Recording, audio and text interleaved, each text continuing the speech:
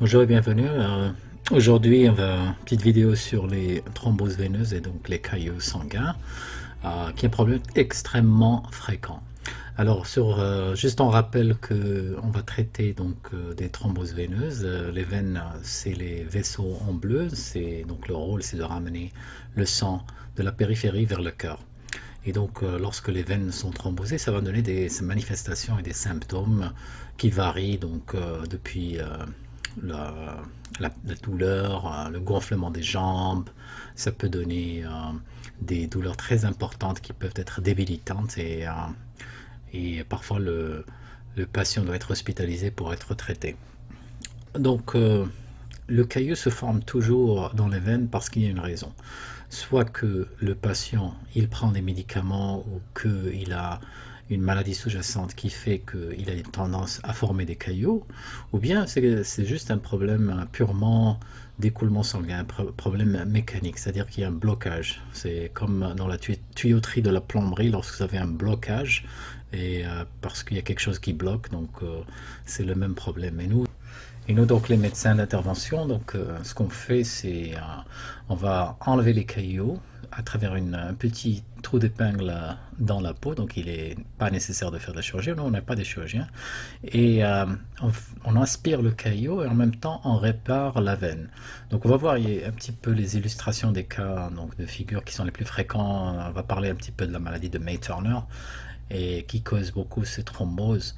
C'est un problème qui est prévalent, donc il faut, même nos médecins, les médecins généralistes ne sont pas très bien éduqués, je pense, parce que les conséquences peuvent être graves et dramatiques et peuvent aller donc jusqu'à la perte de la capacité de faire son travail, de gagner sa vie, et parfois même ça peut être très euh, symptomatique et entraîner le recours à des chirurgies. Donc, en général, le patient va voir son médecin qui va faire le diagnostic. Le diagnostic est très facile grâce à l'échographie, l'échodoppler qui peut se faire donc dans le cabinet du médecin.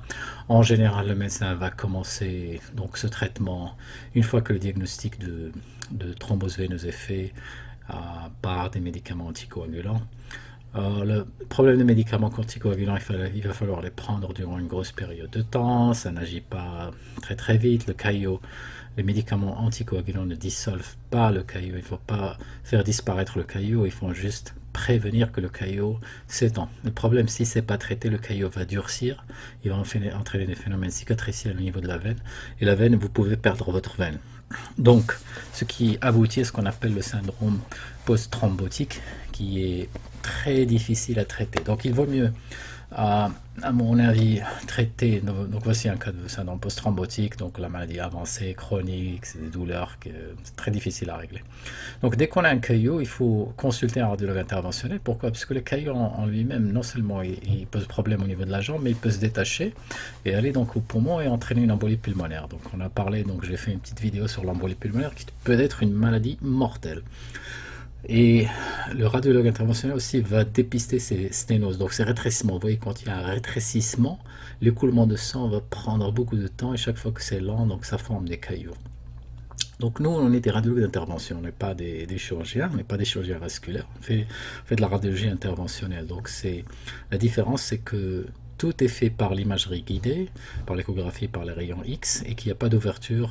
Et donc j'utilise beaucoup matériel ici aux États-Unis. Donc j'étais le premier à utiliser le cathéter Écosse il y a presque 15 ans à l'hôpital JMH pour traiter une embolie pulmonaire. Donc le principe de le cathéter Écosse, donc ce que je présente ici n'est pas exhaustif, c'est juste que les cathéters qu'on utilise les plus fréquents. Il utilise donc à la fois une thérapie qu'on va dire des thrombolytiques pour dégager le caillot, et en même temps il a une technologie d'ultrason pour casser le caillot et faire que les thrombolytiques pénètrent plus rapidement. Donc il est très efficace, donc on arrive à relever le caillot au bout de quelques heures. Le seul inconvénient, donc, c'est que il faut s'assurer que le malade soit candidat, qu'il n'ait pas de contre-indication. Certains malades, on ne peut pas le faire, ils ont des contre-indications aux thrombolytiques. Et d'autre part, il faut que le malade passe la nuit, en général, ou 6 heures dans la réanimation. Sur ce diapositive, on voit un petit peu les options que l'interventionnel a en termes comment on peut enlever les cailloux. Donc on a la thrombectomie mécanique avec les cathéters angiojet, Terotola, Penumbra et Angiovac, et l'option de thérapie pharmacomécanique avec dissolution du caillou comme les COST dont on a parlé, ou bien l'infusion de TPA. Ici, c'est un cas clinique d'un jeune patient qui s'est présenté qui avait un filtre cave inférieur. Donc ce filtre lui a donné une complication de caillot. Et donc le caillot s'est étendu à toute la jambe inférieure, mais aussi à la veine cave. Et donc ici, on fait une intervention donc, pour enlever le caillot. Et toutes les interventions que l'on fait se font grâce à l'imagerie. Donc on a fait un accès à travers la jambe, mais aussi à travers le cou, sur la veine du cou. Donc ce qu'on voyait ici sur la première image à gauche, c'est le cathéter Penumbra qui est en train d'aspirer le caillot à l'intérieur du filtre cave. Mais comme ce cathéter il n'est pas très puissant, parce que son diamètre il est relativement petit par rapport à la veine cave, il est très bien pour ce qui est des autres veines des membres inférieurs. Donc au milieu on voit ce qu'on utilise le séparateur pour faciliter donc l'aspiration du caillot, et on l'a utilisé aussi dans la veine fémorale, donc pour aspirer les caillots. Ici ça monte jusqu'à la veine iliaque, donc double accès. Malheureusement, donc il y avait trop de caillots sanguins à l'intérieur des veines, et donc comme vous voyez ça persistait un petit peu, et pour cette raison on est passé à un autre type de cathéter qu'on va montrer. Donc pour simplifier, c'est comme si on introduit une grosse paille à l'intérieur des veines, et donc on fait une aspiration du caillot pour le faire sortir.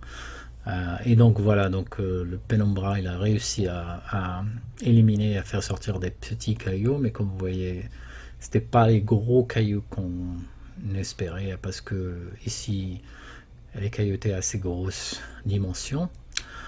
Bien sûr, ces appareils sont reliés les cathéters sont reliés à des générateurs qui font une aspiration puissante. Donc ici on est parti avec un plus gros cathéter ou un plus gros tube que je vais vous expliquer après.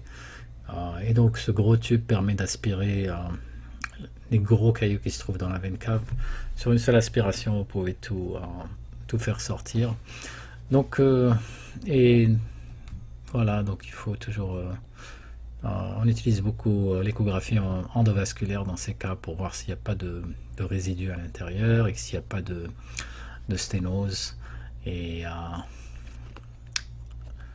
donc il faut aussi s'assurer que il faut éviter d'envoyer ces cailloux dans la circulation pulmonaire. Et voilà, donc à la fin on a rétabli la circulation, il y a une bonne circulation dans la veine iliaque et la veine cave, avec élimination du caillou. Donc ceci c'est le début, donc sur la gauche, et après l'intervention vous voyez très bien que ça circule, le sang est rétabli. Donc voilà les cailloux qui ont été éliminés, qui sont assez gros quand même. Comprenez bien que ces cailloux s'ils vont en poumon, ça peut être fatal immédiatement, et il faut les éliminer, il ne faut pas les laisser sur place. L'avantage de la thrombectomie, c'est que les résultats se font voir et sentir immédiatement, que ce soit au niveau des veines des jambes, de la veine cave. On fait aussi ce genre d'appareillage au niveau de l'embolie, quand il y a une embolie pulmonaire. Bien sûr, ces appareils aussi, avec des variantes, peuvent être utilisés au niveau des artères. On utilise des appareils plus petits. Et les symptômes aussi s'améliorent de façon spectaculaire, de façon très rapide. Une fois qu'on a rétabli la circulation, l'œdème, la douleur, le gonflement et tout ça, ça se dégage très rapidement. Donc voici le dernier venu sur l'armamentarium qu'on utilise en matière de thrombectomie mécanique. Donc c'est un appareil que j'ai fait introduire hier. Et donc j'ai été le premier à utiliser il y a 2 ans à JMH, mais j'ai introduit à l'autre hôpital aussi. Et donc c'est un appareil qui a cette sorte de nacelle, cette sorte le filet qui va attraper le caillou comme on attrape le poisson, et en même temps on fait une aspiration assez puissante. Et il se décline en deux versions. La première version que l'on voit ici, elle est spécifiquement dédiée à la thrombectomie mécanique des membres inférieurs. Donc c'est une sorte d'appareil qu'on va utiliser pour ramener le caillou de la veine cave et en même temps on va nettoyer toutes les veines en quelques passages. Ce type d'intervention demande certaine expertise en endovasculaire et aussi la présence de moyens qui permettent donc de faire face aux éventuelles complications. Voilà, donc le cathéter doit traverser le caillou, ici en caillou au niveau de la veine iliaque, et on va déployer la nacelle sur la veine cave inférieure. Et donc voilà, donc quand on ouvre notre filet, on va le ramener et ça va faire sortir tout le caillou de façon très très sécurisée. Donc comme vous voyez ici, ça empêche la fragmentation, à l'inverse du ballon, de la Fogarty et tout ça. Donc, en même temps, on fait une aspiration donc pour ramener le caillou pour qu'il ne s'échappe pas en haut et en bas. Donc c'est un système assez ingénieux. Bon, il a quelques limitations et on est en train d'améliorer le système. Mais l'essentiel, c'est que c'est purement de l'interventionnel. Il n'est pas nécessaire de faire de la chirurgie. On ne fait plus de chirurgie ouverte dans ces cas. C'est vraiment pas nécessaire. C'est juste une petite piqûre sur la veine et on introduit tous nos caillots. Il n'y a pas de suture, il n'y a rien. Donc après, quand on est terminé. Il y a une autre version donc, que j'utilise aussi. Ici, on l'utilise pour l'embolie pulmonaire, mais on peut aussi utiliser en périphérique au niveau de la veine cave inférieure. Donc cette version qui s'accompagne de disque au lieu de... Et donc ça combine à la fois un effet mécanique et un effet d'aspiration qui est assez puissant et qui permet vraiment de nettoyer le corps de ces gros cailloux qui s'y trouvent. Ça c'est la première version que l'on voit sur cette vidéo. On a amélioré un petit peu l'appareillage et c'est devenu un peu plus facile à utiliser. Donc on entre à travers également donc, les veines des membres. C'est un système très flexible qui n'endommage pas les veines à l'intérieur. Et donc quand il y a un très gros caillou, donc on va ramener le cathéter juste à côté et on va faire notre inspiration. Cette aspiration va débarrasser le corps de ce caillou qui peut être, comme on l'a dit, qui peut être assez dangereux, qui peut être mortel. Donc en général, moi ce que je fais, je commence avec l'aspiration simple. Quand ça marche pas, je déploie les disques et en même temps l'aspiration. Donc les disques, c'est vraiment si ça marche pas, c'est pas vraiment systématique. Les disques peuvent aider lorsqu'on a affaire à un caillou qui n'est pas très frais, qui commence à coller à la paroi de la veine. Donc ce système permet donc de faire dégager le caillou sanguin. Et après donc on le ramène. Donc également il faut juste avec ce système on fait attention donc un petit peu aux pertes sanguines. À part ça c'est vraiment très sécurisé et minimalement invasif. Donc c'est ça l'avantage, c'est que c'est pas chirurgical. Il n'y a pas besoin de faire des incisions, utiliser des ballons Fogarty, faire des sutures. Tout ça c'est dépassé. C'est le passé. Maintenant c'est la médecine du futur, c'est la radiologie interventionnelle.